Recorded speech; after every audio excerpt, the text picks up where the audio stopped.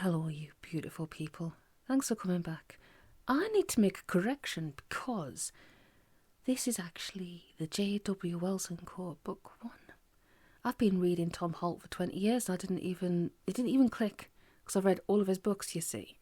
So, this is chapter 4 of You Don't Have to Be Evil to Work Here, but it helps. J.W. Wells & Co. Book 1. Are you sitting comfortably? Then I shall begin. In a minute.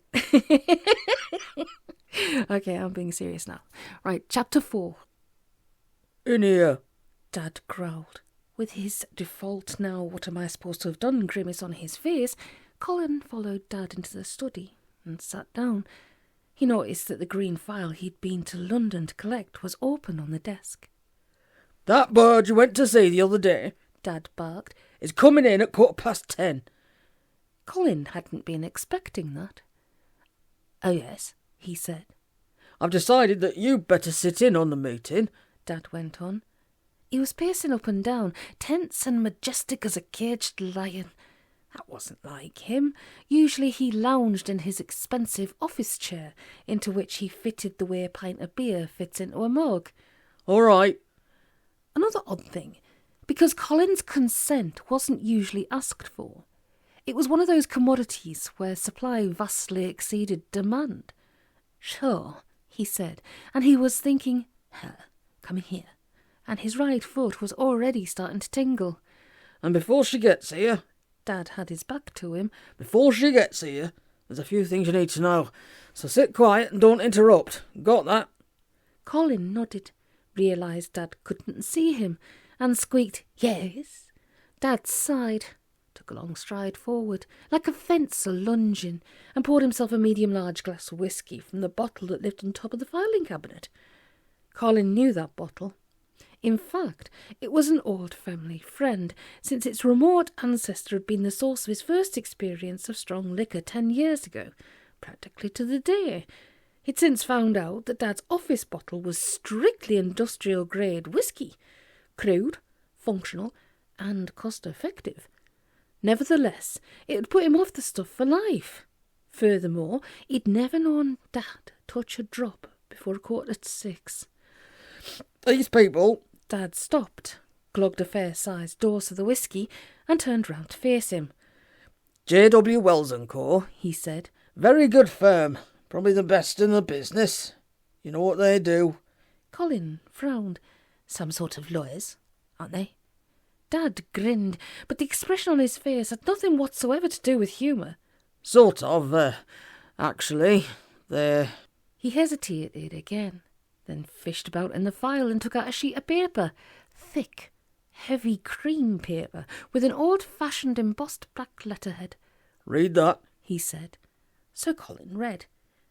J.W. Wells & Co., Practical and Effective Magicians, Sorcerers and Supernatural Consultants, 70 St Mary Axe, London. EC3. Then he read it again. Unfortunately, it'd been right the first time.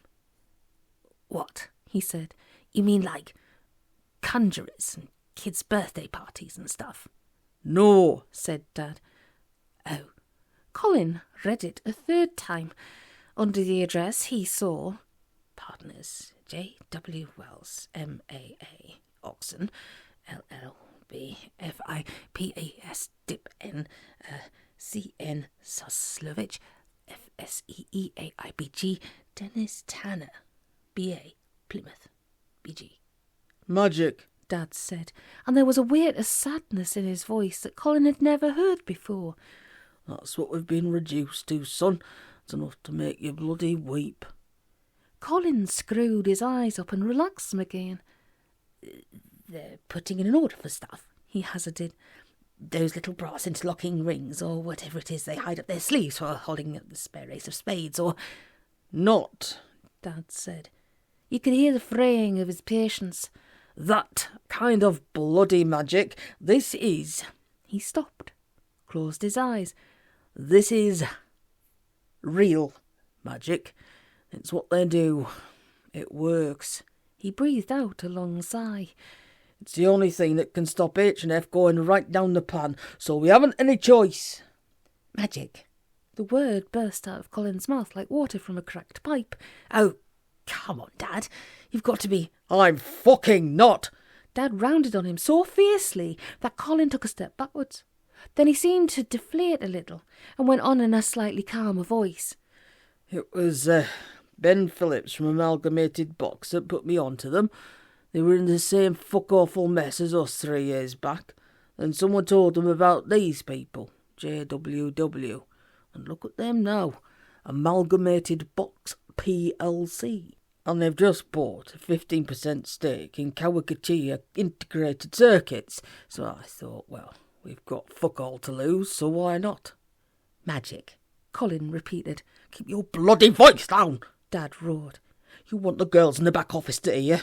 You'll think we've gone round the bend. He sat down heavily, as though he'd just run a marathon.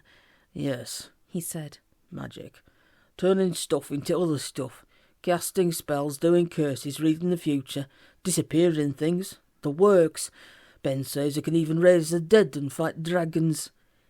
Dragons? Colin rubbed his eyes. Dad, have you paid these jokers any money yet? Because I've got a feeling they're... It works, Dad said firmly. I know it does, because I've seen it. That bird who came here... He leaned forward, unlocked his desk drawer, and pulled out a small leather bag about the size of a baby's sock. See this, he said, and opened the top. Colin peered inside. It was stuffed full of gold coins. That's a genuine, authentic, bottomless purse, he said wretchedly. You keep on taking the gold coins out, and they just keep on coming. Turn it upside down over the floor, and before long, you're ankle deep in gold, quite literally. That girl showed me, and I nearly shot myself. Unfortunately, he added with a rather disturbing grin, if you don't enter your PIN code, the gold turns into little wriggly worms in about 10 seconds. Ah, so what's the... Dad smiled. You don't get the PIN till you've bought the purse. This is just like for demonstration purposes.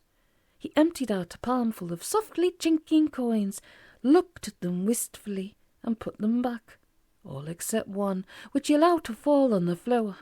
Then he started to count, slowly.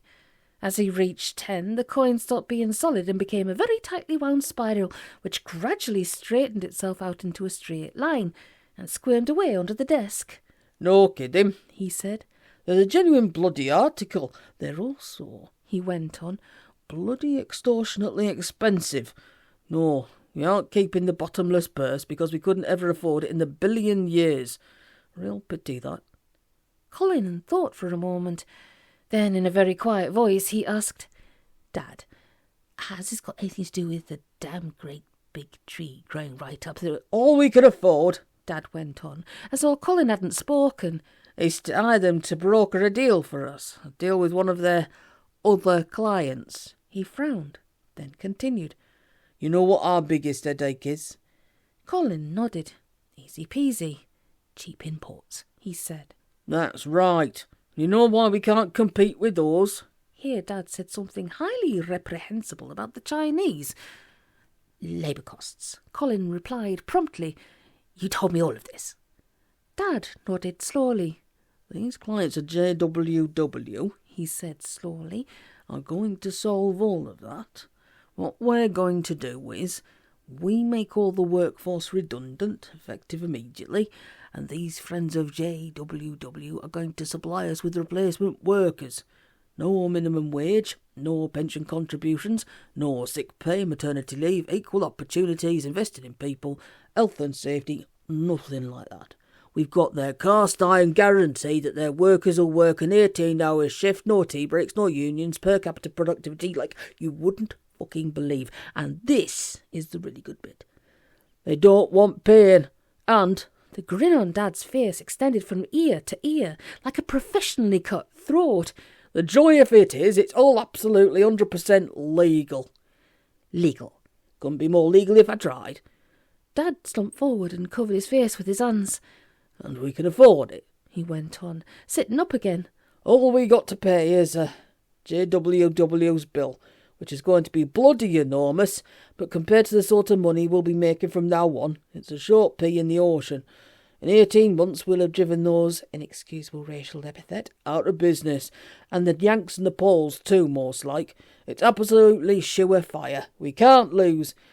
Oh, said Colin, that's... Yes. Dad sat up sharply.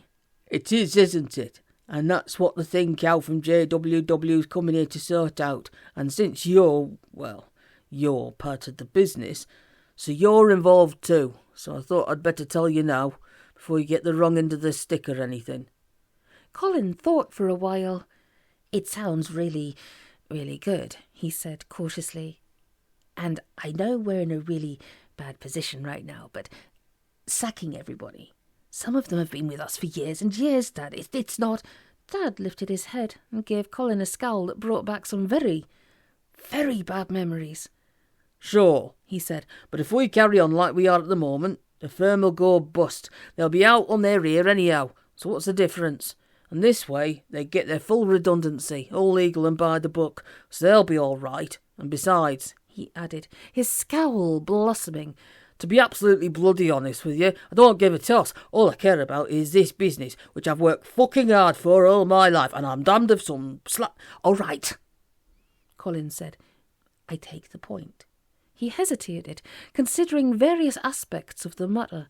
He was, he realised rather to his surprise, a man of principle, who felt nothing but disgust at the kind of measures that his father seemed to be so blasé about. But he was also a coward. And if you like you say it's all completely legal... No doubt about it, Dad said. All checked out with the lawyers. They even got counsel's opinion from a top barrister. 5,000 quid for 6 sides of A4, he added with a shudder. But no matter, got to do these things properly. And yes, it's completely legitimate, and they can't have us for it. He scowled violently at a blank space on the wall, then shrugged. It's not like there's any other way out, he said, and I'm buggered if I'm going to stand by and watch the company go down the toilet. It means everything to me, son. You got problems with that, keep them to yourself. No, really, that's fine, Colin said awkwardly. There are few things on earth as embarrassing as a display of raw emotion by a parent. I was just wondering if this scheme, or whatever you call it, if it's so foolproof and easy and legal, then why doesn't everyone do it? Dad chuckled. It was for some reason a rather disturbing sound. Because they don't know about it, of course, he said. It's what you might call a well-kept secret. But for crying out loud, Colin broke in. Magic? I thought that was just Harry Potter and stuff. Ah, well. Dad looked past him, as though he wasn't there. There's all sorts of rules, apparently, like they aren't allowed to advertise or anything like that. And they're so bloody extortionately expensive, it's kind of self-regulating. I don't know, he said with unexpected vehemence. Maybe half the blue-chip companies in the FT do use magic. Wouldn't surprise me in the bloody least. It'd explain a lot of things. Who gives a damn? All I know is it works, and we've got this chance to use it, and it'll save us from ending up on the shit heap along with the rest of the manufacturing sector. Look, if you're drowning in the North Atlantic and someone chucks you a lifebelt, you don't go around and say, no thanks, I'm not using that. It's not made out of eco-friendly recycled plastic. He frowned. Well, you might, because you're an idiot, but a sensible person wouldn't. All right. Colin nodded. Only a small part of him was engaged in the debate. The rest of him was analysing the extraordinary fact that she was coming here, out of all the billions of places in the universe where she could be instead, and that he was going to see her again in a matter of minutes. Compared to that incredible miracle, stuff like magic seemed practically mundane. Dad led the way to the small back office they used for meetings. Sit down, he said. You've got a pen and something to write on? Fine. I want you to take notes. That's all. If anything occurs to you, at any point, you think of needs clarifying or whatever, keep it to your bloody self.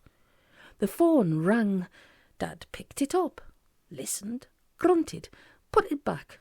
She's here, he said. Remember, seen and not heard. Got it? He left the room, closing the door behind him. Colin listened to his father's footsteps. Clump, clump, clump, like a heifer lump in ringer boots. He thought, I don't really care about the company. The thought of it not being here anymore scares me, but really it's just force of habit. And all that bullshit about magic being real. Of course I believed it while Dad was talking because I've been trained to believe him ever since I was a kid. But he lied to me about Father Christmas. Pause. In the light of what he'd just been told, maybe Father Christmas hadn't been a lie after all. Think about it, he urged himself.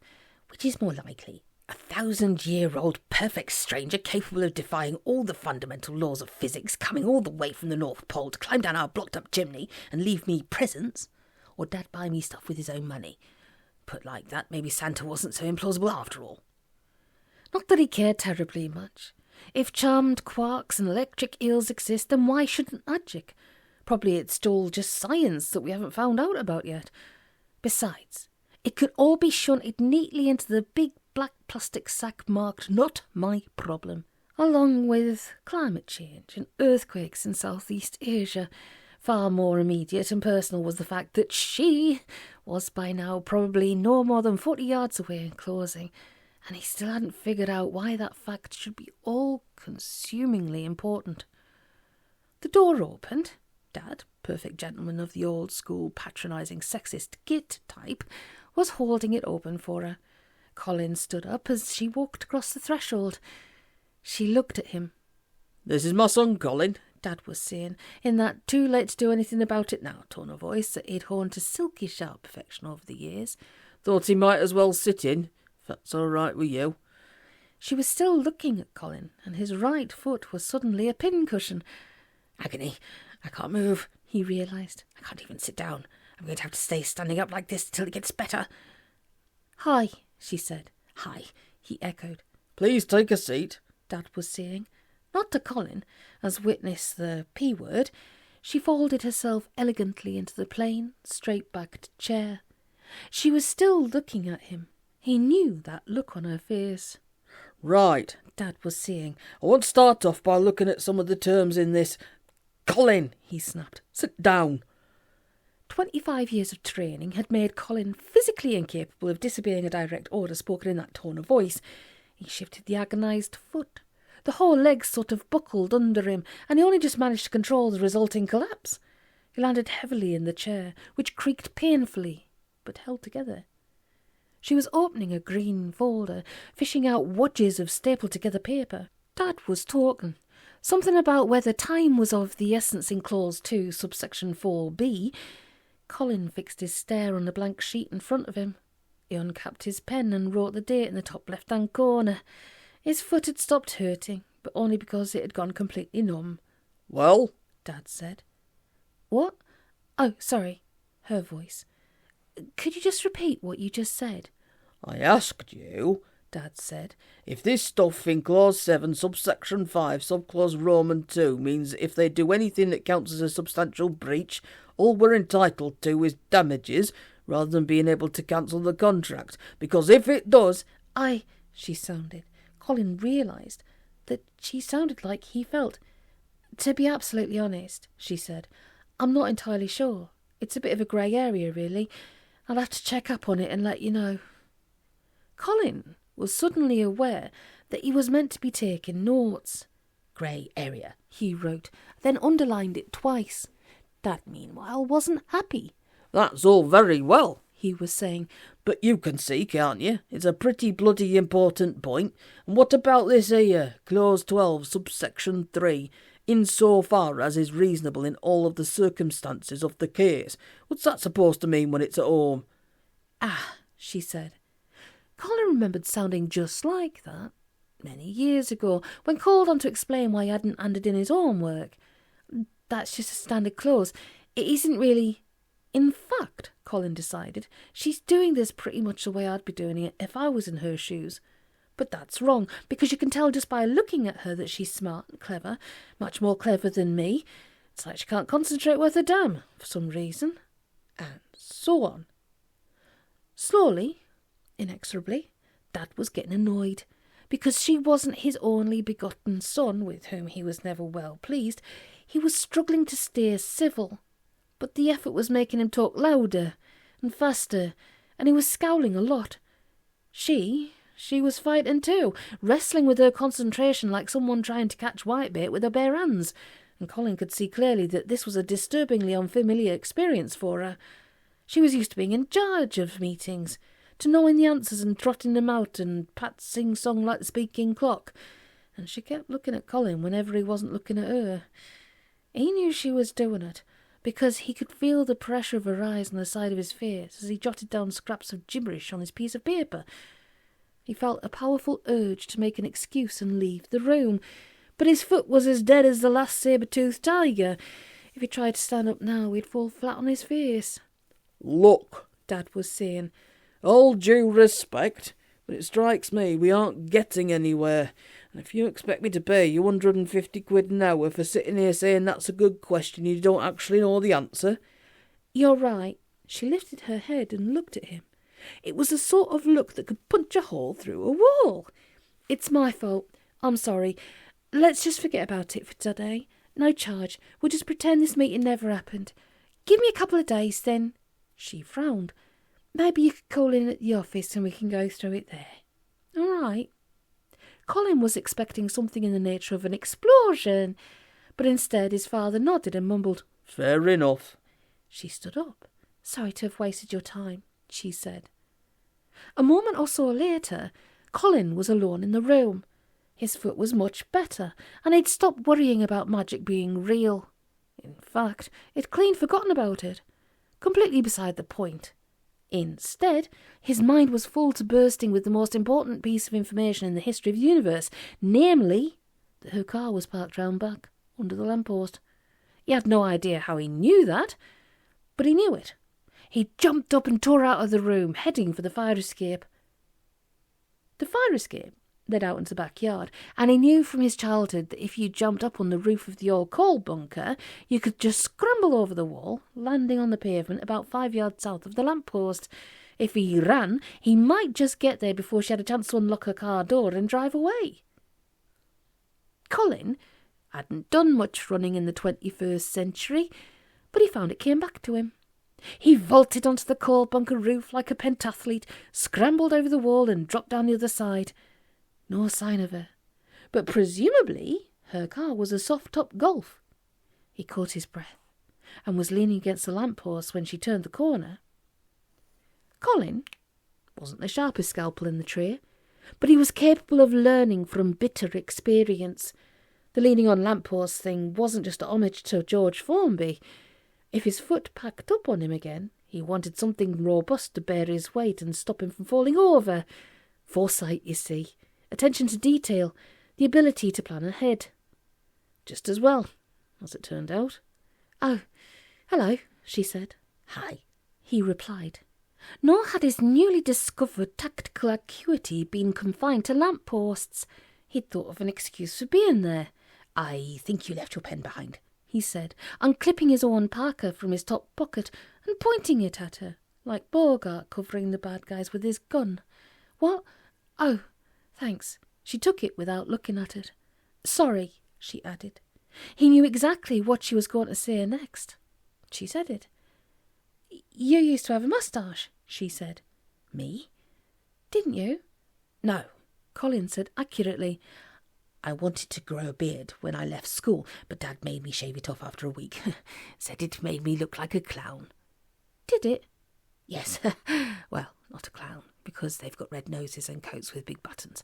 But it wouldn't have suited me at all." She looked at him, as if trying to visualise something.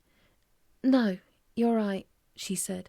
"It made you look all round-faced," and her eyes widened a little. "Sorry," she said. "No, that's all right." He forced about 40% of a laugh. "Brutal honesty is what makes the world go round. Well, I'd better be getting back. Bye for now." "Bye." She looked down at the pen she was still holding. "Actually, this isn't mine." He shrugged. "Oh, keep it anyway," he replied, trying to sound like a Medici scattering florins among the rabble. "I'd better be... well, see you." Colin turned and walked away, brisk as a platoon of grenadier guards. He heard a car door slam and an engine start, but he kept going until he was sure that she'd driven away. He was, of course, walking in the wrong direction. He stopped turned round.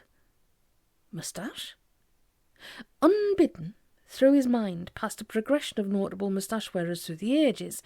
King Harold, Genghis Khan, Prince Albert, Charlie Chaplin, Hitler, Hercule Poirot, Captain Wainwaring. Not my style, he thought, and I'd bet it'd tickle, and bits of food would get trapped in it. The thought never crossed my mind. I'd look a right prune. He walked in through the factory gates, under the wrought iron H&F in a gilded oval, and turned left, heading for the side door. As he passed the stack of pallets, it struck Colin that if she was from JWW, and they were professional magicians, what did that make her? A witch? He grappled with that concept for a moment, but it slithered through his mind's fingers like a greased fish.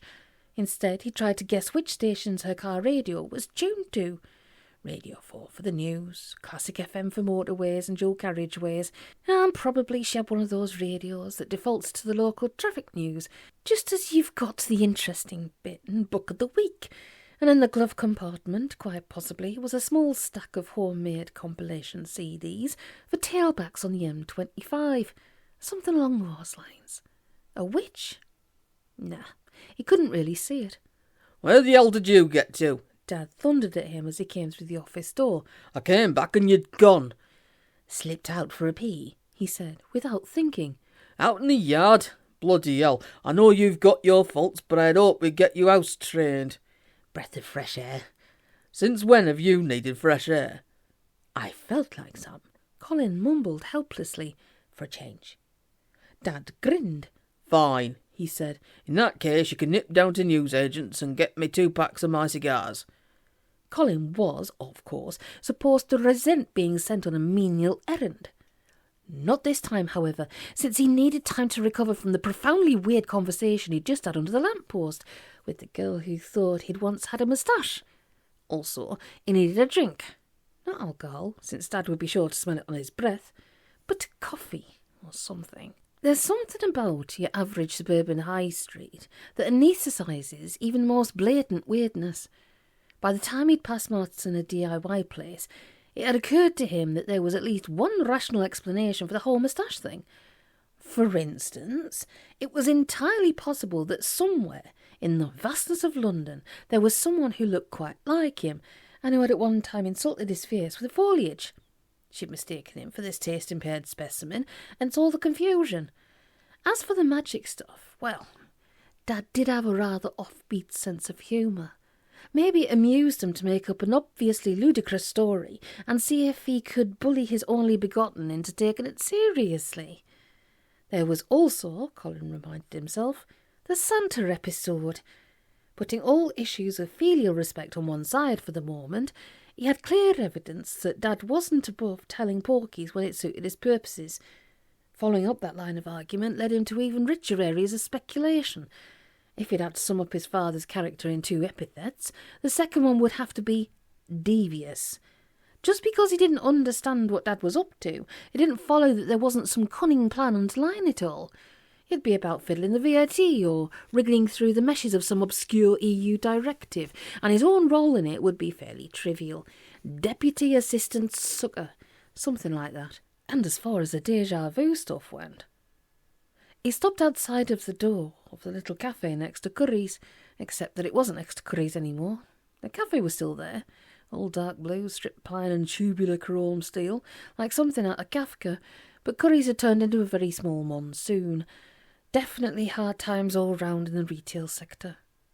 Coffee, he told himself, and since he'd been through a rather unsettling experience, which was bound to have played ill with his blood sugar, a custard Danish. The déjà vu stuff, well, it couldn't be all that rare, or there wouldn't be a word for it. Probably happened every day, and there was nothing to worry about. Really, he was ashamed of himself for ever even giving weird stuff the time of day. Kitted out with food and drink, Colin looked round for somewhere to sit. The place was unusually full, but there was a seat at one of the tables in the window. He'd have to share, but what the hell? He didn't mind. He'd long suspected that there was a latent streak of bohemianism in his character, and here it was, bursting out like a lava flow. "Anybody sitting here?" he asked, putting down his cup and plate. "No, that's They recognised each other simultaneously, and by then it was too late. He sat down. She twitched. You couldn't really call it a shudder. "Hello," she said. Typical of his luck that thieves should have chosen that moment to break into his head and steal all the words. "Hi," he replied. "I was going to drive back to the office," she said, "but then I thought I'd take an early lunch." "Why not?" he said. "Excellent idea." She wasn't a big eater then, if lunch consisted of a cup of tea. "Fancy bumping into you again," she said. "Yes," he said. "Where are you parked?" "The multi-story round the corner." "Oh." This was clearly hopeless. Sooner or later he was going to have to. "Can I ask you something?" he heard himself say. "Sure." "Well," Colin rallied his intellectual resources, what there were of them. However he phrased it, it was going to sound as daft as I can't contain a load of brushes. So why not just open wide and have at it? "Excuse me," he said, "but do you do magic?" She nodded. "Yes," she said. "Oh," he thought. "Actually, that's a pretty vague term," she went on. "Since I've been with JWW, I've been mostly working in the ancillary and administrative sector, rather than the actual practical and effective side of things. I did a year of spatio-temporal engineering in my last job. I guess that's the last actual hands-on magic that I did. Wouldn't mind getting back into the field, so to speak, at some point further down the line. But at the moment, I think mergers and acquisitions offers quite a lot of scope for some pretty exciting challenges." She paused. Colin guessed that she'd probably heard the last bit of what she'd been saying and realised that she was babbling. "Yes," she said. "I do magic." "Why?" "Oh,